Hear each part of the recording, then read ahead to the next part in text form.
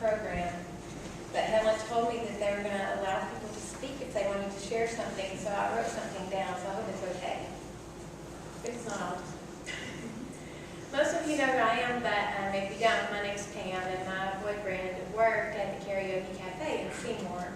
And there are so many wonderful stories about Frank from the cafe. I just felt like that I wanted to share some of that with you. We all know, anybody that knew Frank knows how much he loved to perform. He loved entertaining so much. He and Helen moved from North Carolina to Tennessee so they could be closer to the Karaoke Cafe. To me, that shows how much Frank enjoyed it, but it also showed how much Helen was willing to do to support Frank. When I first met Frank and Helen, they were already established in Seymour and already a fixture at the cafe. I mean, they would come from the beginning of the day to the end of the day and spend all day there. Folks would come to the Karaoke Cafe expecting to see Frank Lickner sing New York, New York. You know? I mean, I think it's because he couldn't only sing, but he owned the stage. He was a true entertainer. And for years, all the time I was ever at the cafe, people would always come in and ask me, "Is Frank here? Where's Frank? I want to hear him sing." You know, they would come to town just for vacation. They would always look for Frank and Helen. Not only was he a good singer, he was also willing to share his knowledge of singing with anyone who asked, and probably a few who didn't ask.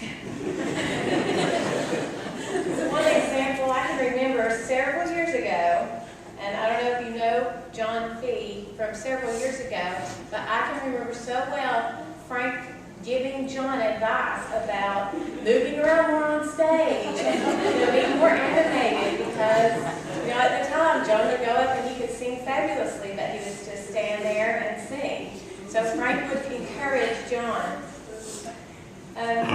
Okay, and folks would also just come over and ask Frank, what's a good song for the contest? Because before I came to the cafe, Frank won the contest. So people looked to him for advice about what kinds of songs to do or how they were, how it was coming across. Of course, Frank was so proud to be able to help teach young Ashley about pitch and singing fundamentals. I'm sure her success and musical aspiration had a special place in his heart, because he and Helen always loved to brag about Ashley. She would go to spend the night at their house, and they would show pictures, and I think she could have done anything with Frank and Helen. She could have cut his hair, she could have, whatever, because they loved her so much. But I know she's made them proud, as many of you have. But just hearing you sing Home almost made me try too much to do this. But even when he was in the nursing home, Ashley would go and sing for him. And even then, he was giving her tips on what to do and how to do it. That's Frank. During the hours that they spent at the cafe, Frank also spent a lot of time telling stories and joking around, and even doing a few chiropractic adjustments if someone requested. So, if you're spending a lot of time there, you can fill it up with stories. And through the years, Frank taught me a lot more about boxing and fighting chickens than I ever did. When you came in the cafe, you saw Frank. You knew that Helen was not far away. She was usually manning whichever table was theirs at that time. They had a few different tables through the years. But believe me, I know how it feels to spend all day there just watching other people and waiting for your sweetheart to have this chance to sing. Sandy Edwards knows about that. There's a lot of people here that know about that too. But nobody understands it better than Helen. Her dedication to Frank during that time always inspired me. She and Frank have inspired many of us. Even today, when Chris and I run into folks that we haven't seen in years, the question is always asked, how are Frank and Helen doing?